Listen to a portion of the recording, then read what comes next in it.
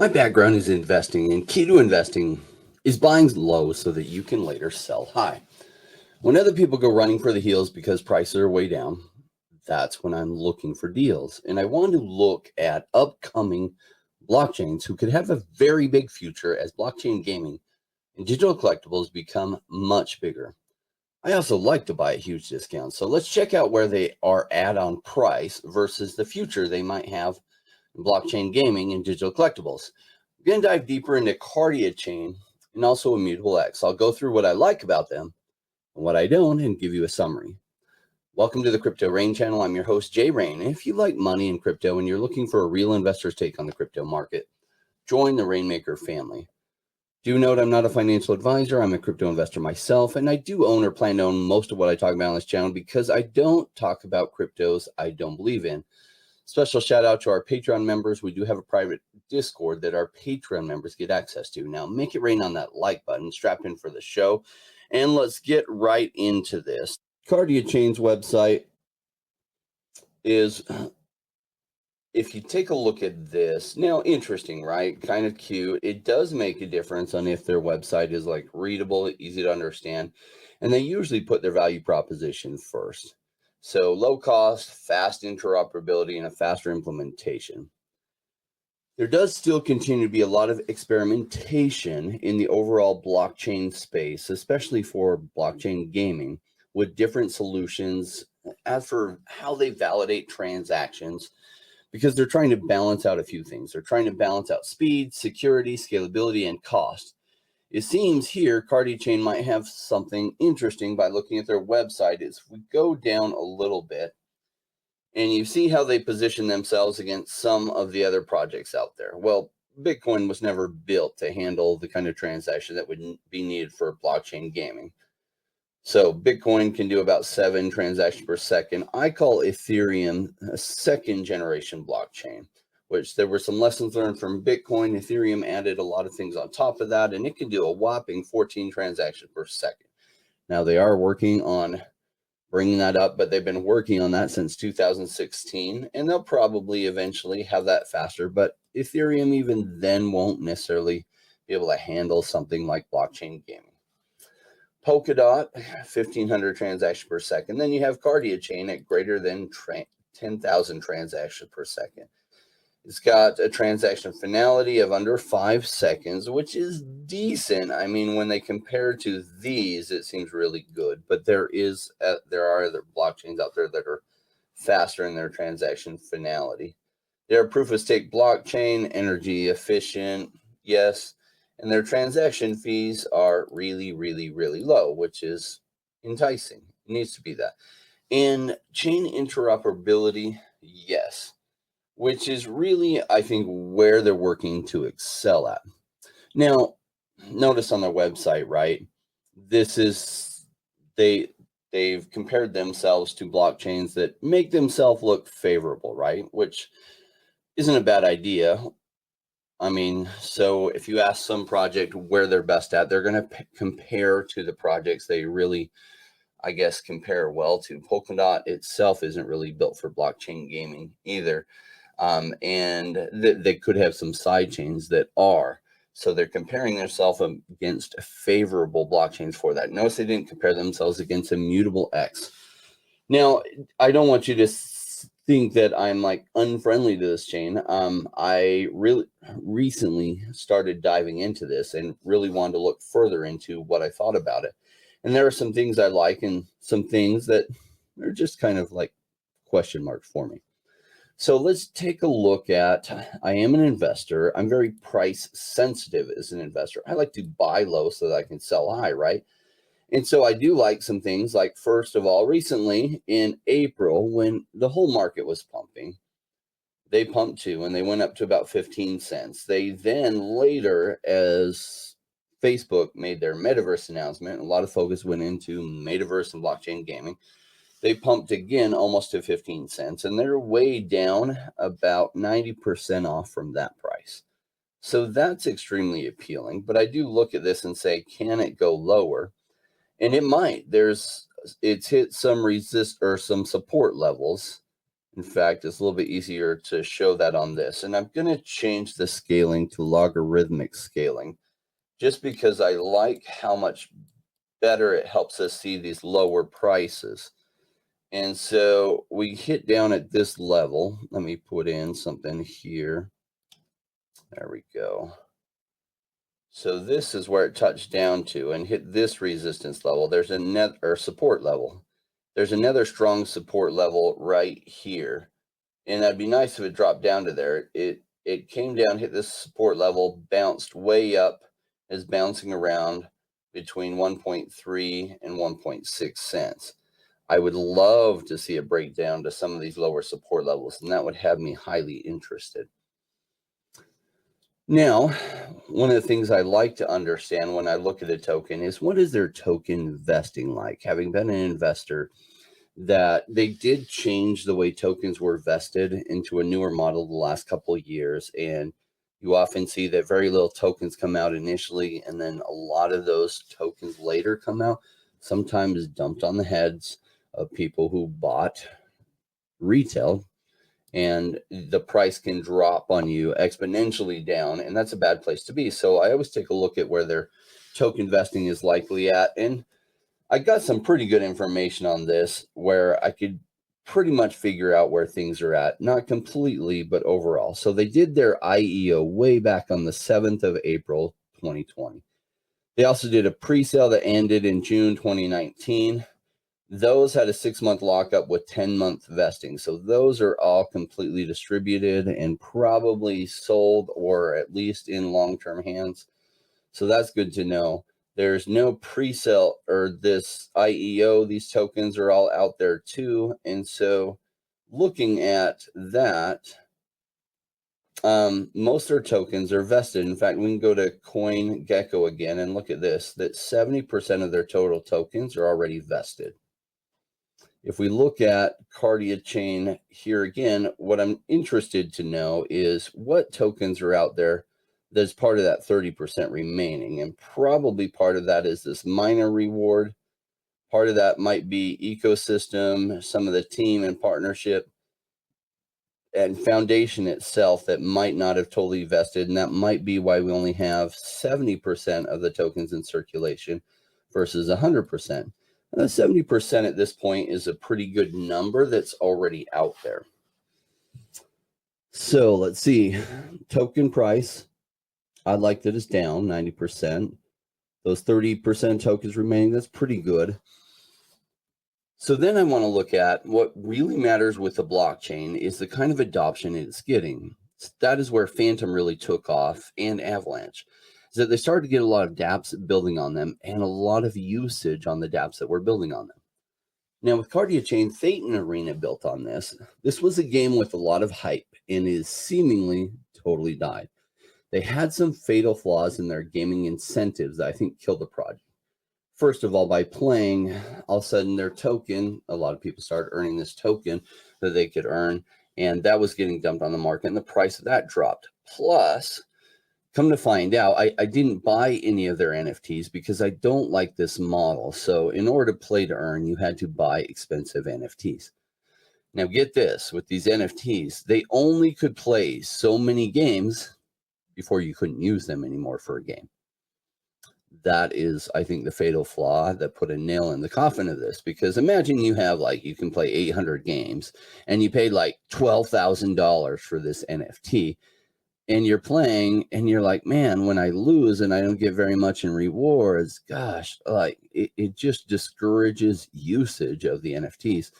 And so I know they were trying to not solve the Axie Infinity problem, where Axie Infinity has 1 million Axies now that are out there. And so they were trying to solve that problem. But some people had paid, $200 for their NFT, some in the 1,000 range. And I think for the ones where you got a lot in play to earn, they were in the 10K range. So can you imagine you bought one of those, you didn't really realize that had limited usage, and then you're playing it and you're like, oh my gosh. I think the future of blockchain gaming isn't that you have to buy some expensive NFT just to play. I think that was kind of a cash grab. I don't know the team behind Phaeton Arena. I was kind of excited to see something along the lines of some of the top apps on a phone out there. But yeah, they've totally fizzled. So they did have that built on there, as well as, let's see, their website. Let me share my screen. So Thetan Arena, I have no idea about this. My DeFi Pet, I really don't know much about this one either. In some of these games, DeFi Lily, Beko Swap. So they have some dApps being built on them, and that's good. I like to see that. Now, really, though, what's building on them isn't really impressive at this point, but that can always change. One massively successful game on their blockchain could thrust them into the spotlight. So they did have one that looked kind of interesting. And that is Matheria. It isn't a game that I've heard of. It looks actually a lot like Gods Unchained. And so this is a play to earn, like a card game. I'm not a big card game player, even though I did invest in Infinity, Gods Unchained. I tried playing a little bit. It's just not my style of game. And so I didn't keep playing it. But looks interesting enough. I don't know what kind of adoption it has, but since launch, and this does happen with a lot of the newer play to earn games, that the token price is really high as the game comes out and then it totally falls off. And so hard to tell if this is a bad sign, because this is actually so common in that time period. And so Matheria website looks okay. So looking back at the chart, I want to go to that just a little bit again. Here we are below this line. Now above this line, I did pick up a little bit in here and just dabbled into it, because I'm open to this project doing well, and it's showing some good signs. It's been out for a while. They have some potential, so I dabbled in it. Pretty much because I like where the price is at, but I did want to dive in deeper before putting more money in. So for more funds, I'm going to hold, even though the price is okay. If I'm going to put more into this, I just want a much more attractive price. And perhaps if I knew more about what was up and coming with the team and stuff, I would feel more comfortable. But for now, I would love to get in this zone down here, and realize this is on logarithmic scale. So as it falls down, I'm going to be more and more interested in this. So what I liked about Kardiachain, 70% of the tokens already vested. Some games are already built on it. Pretty good speed. What I don't like, no really big names on their blockchain. Thetan Arena did a big splash, but seems to have broken its neck, like diving into a shallow pool. The team has decent backers, but not the big names that will help create the connections to the very top of the ecosystem. Summary, it still could do really good things and bootstrap its way up, but it has a long way to go to dominate blockchain gaming. Though its geographical location out of Vietnam could help with that, as Vietnam is becoming one of the play to earn hubs and development hubs of the world. They wouldn't even really have to get the biggest names to do well as a blockchain if they did just get a lot of successful smaller games and dApps built on them, and they seem to be going that way. So let's take a look at Immutable X. Immutable X. Now, I am biased towards this project. Immutable X came out of the need to build a layer 2 solution for Gods Unchained, and I was an early investor in Gods Unchained, which was also backed by Coinbase. And so Immutable X, I followed its development pretty closely, and I'm a big fan of this, and I'll go through why. I'll go through the price, because just because I'm a big fan of something doesn't mean I always like where the price is at. So if you look at the website itself, it says experience zero gas fees, instant trades, in carbon neutral NFTs for marketplaces, games, and applications without compromise. Build your NFT business in hours on our APIs. Okay, so that's good.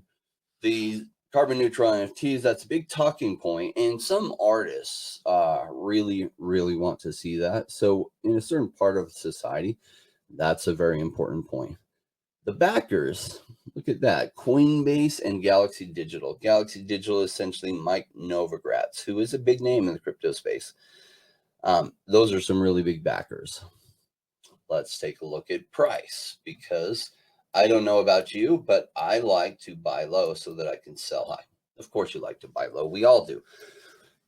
Why is it so many people don't buy low, though? Because they FOMO in. And how do we not FOMO in? Well, that's where the research comes in, right? So they have recently gone down as far as like 70 cents. And if you're looking at this chart, oh my gosh, this is just like falling off a cliff, right? Like, what the heck is happening here? Well, yeah, it almost seems like a Dutch auction, right? That it comes down as it goes down over time, it just goes down and down and down. So it's not a Dutch auction, but the chart kind of looks like that. And this kind of chart really scares the bejeebies out of most people. But I'll show you what's going on through the tokenomics and show you some of what's been causing this.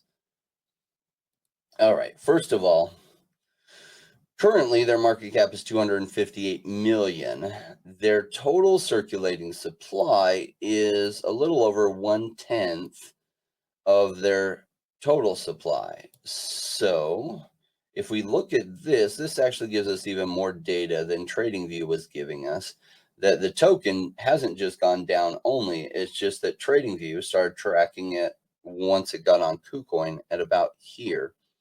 So it really went up when it first came out, almost to 950, right about 931, and then has fallen all the way down to like $1.10. Well, what is causing that? Well, like a lot of new projects, it's the token vesting. So they have an interesting vesting schedule, and they have very interesting token allocations, and this is different than most projects. Now, Immutable X came out with a lot of hype, being backed by Coinbase. People knew Gods Unchained, big backers involved in this, so they had all the right connections to get a lot of interest in their blockchain. So they didn't even sell off a whole lot in their private sale or their public sale. So look at this. Early user private sale, 0.4%. They did sell initial user private sale at 12%, and then private sale, 1.46%, and then a public sale on CoinList of 2%, and then 3%. So they only sold off a very small percentage through these. And I think this initial users private sale, that might have even been what they gave to those of us who had Gods Unchained cards from the initial Genesis cards, where they gave us some IMX tokens. So that might even be what this is. Now, or yeah, because I think that's what it is, because essentially they gave them to us at the price of 2.5 cents, but you didn't have to buy them. They just came to you. So what's interesting, no, that isn't what I have, because these fall in this vesting schedule. So they did gift those of us that had Genesis cards, and I think maybe some other cards from Gods Unchained, and I had a lot of them. They gave us some IMX tokens that you could then claim, and it was at the price of 2.5 cents if you just took them, instead of getting the tokens, you just took it in, say, what was it, USDC, then you got 2.5 cents worth per token. So if you look at their vesting schedule, so if you participated in the IEO on Huobi, you did get it at 16 cents, and it vested right away at the token generation event. However, if you participated in the public sale on CoinList option 1 or 2, you might have had a 6-month linear vesting or a 3-month linear vesting, as well as additional community growth private sale had a linear vesting of over 6 months. So as the token came out, initially you saw the price pump, but realized all those tokens were vesting. So people who were receiving those tokens sold and sold and sold and sold. Now, what's interesting about this token vesting is there's actually no more tokens vesting right now. So right now we're in June of 2022. And so though where this is doesn't necessarily line up in that, like all these have vested. So those started vesting in November. So that's the 6-month lockup or the 6-month linear vesting. That's all vested. All these are vested. What is still remaining is this initial user's private sale, which really doesn't start vesting till after 1 year. But if you look at that, that is a whole 12% here, and then so 12.4%. It really starts vesting starting in November. So in the next 6 months, there's not any vesting pressure from these. However, it's not all roses, because look at this. 51.74% set aside for ecosystem development and 25% for project development. Well, what are these? That is the question, right? So this is for them to go out and make partnerships and to sell in order to fund things that they need to do, or give away in order for rewards or other things. So realize there's a massive number of tokens out there. Let me show you how important this is. IMX token tumbles as GameStop appears to dump 42 million from Immutable X grant. So this was in February. GameStop has likely sold almost 15 million IMX tokens, currently worth $42 million, shortly after receiving a 100 million grant from Immutable X. So looks like they got a grant that would have come from either this ecosystem development or project development. Probably ecosystem development seems to make sense. And so they gave them a whole bunch of tokens. And what happened? Well, GameStop cashed out a bunch of them. Now, if GameStop is going to be building out something for the Immutable X platform, they're going to need some cash from those tokens, right? And so, of course, they were going to sell some. I think what caught everyone off guard is how much they dumped, right? And so now you're starting to see why this token has gone down and down and down. So like a Dutch auction, or I guess a liquidity bootstrapping pool, which is a new type of mechanism in the early days, you see kind of this thing going down. And it's kind of seems to be bottoming out. Now, I've been waiting for a good entry point. When I got my tokens, I did sell them because I could see what was happening in the charts, and that it was pretty clear because of their token investing that things would get cheaper before they got really expensive. Now, is it cheap enough now? It's starting to be. I'm interested. I'm very interested. I don't know what's going to go on because more things like what happened here could still happen, right? Though they probably learn their lesson, and they're probably going to put some kind of vesting schedule when they make agreements like that in the future. So what I like about it is the right backers and the right partners behind it. Immutable X is becoming the place to be for collectibles and NFT projects that want low gas fees. Ember Sword is moving over to this. This is a game I play, or I'm looking forward to. It's not fully out. They did just do an early alpha release, and it'll be coming out probably in the next year. Ecomi has moved over their VV app collectibles, which in my opinion is one of the best collectibles project out there, and I think they're going to crush it. That's on Immutable X. So they're getting all the right partnerships and everything. Now, as you can see, the market cap isn't near as cheap as Kardiachain. And so the market cap's already, it's at 258 million, right? And that's only with a little over 10% of their tokens in circulation, whereas Kardiachain has 70% of its tokens circulation. Its market cap is at 58 million. However, it is a lot more expensive because it's getting a lot of traction. And my guess is Immutable X is one of the projects that's around 20 years from now, and that this becomes a behemoth. So even though I've been sitting on the sidelines on this, it's not because I'm not interested. I'm extremely interested in this one. I've just been waiting for bottoming signs, and there's a little bit of bottoming signs. So I do like the partnerships. I like the direction they're going. It is fast. It's not hiccup free. They're a little bit backlogged with all these partners that they're working with, and that's kind of going slow and painful in a lot of ways, and that is normal. We're in a technology growth area where they're solving unique problems that haven't ever been solved before, and so it's usually kind of messy and hard. I know Ecomi sometimes is waiting on Immutable X to fix some things and do some things, and I imagine many of the other projects working with them because they're paving new roads here. What I don't like about it, well, I don't like that about 87% of the tokens are still out there, right? And remember that token investing is going to resume again on the private sale in November. You're going to start having more tokens vest. Though, so I guess my summary on this is I'm going to start dollar cost averaging in on IMX. If you look at the charts where it's nice and round at the bottom, in fact, let me show you. This is what I start to look for because it still could go down, but what could it go down to? It could go down to 50 cents from here. I guess if I'm really lucky, it could go down to 10 cents, and then I would really dollar cost average it. But you see this trajectory of a drop is really, really slowing down, and that's what I look for.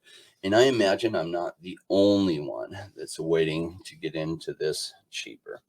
Now at $1.10, yeah, do be aware that if you're dollar cost averaging in, it could still go down to 60 cents, 50 cents, 30 cents, heaven forbid, 10 cents. If you've already put a bunch in, I would love it if it went to 10 cents, even if I had a bunch in, because I would then just put a whole bunch more in.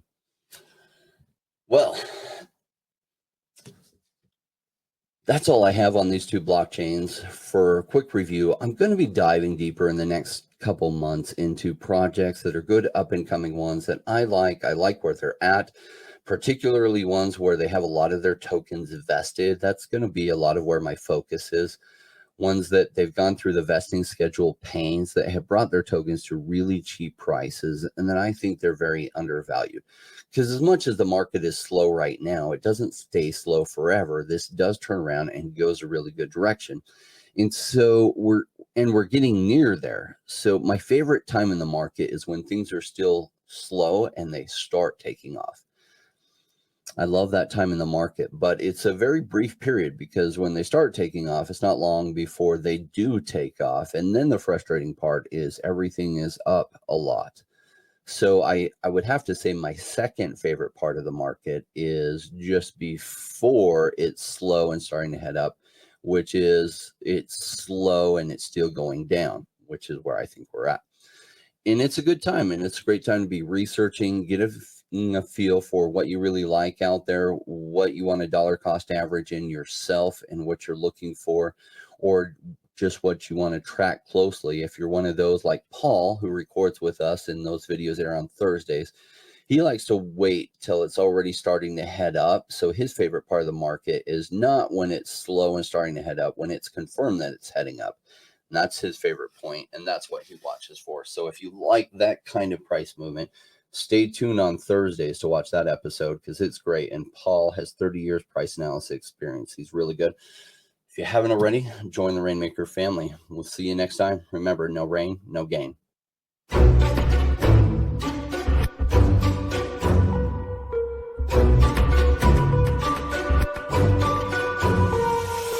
Came into the space chasing all of the gains, chasing the pumps and all of the hype trains. But like in life, right before you could, it was close to 5 when it was pouring like a rainmaker should.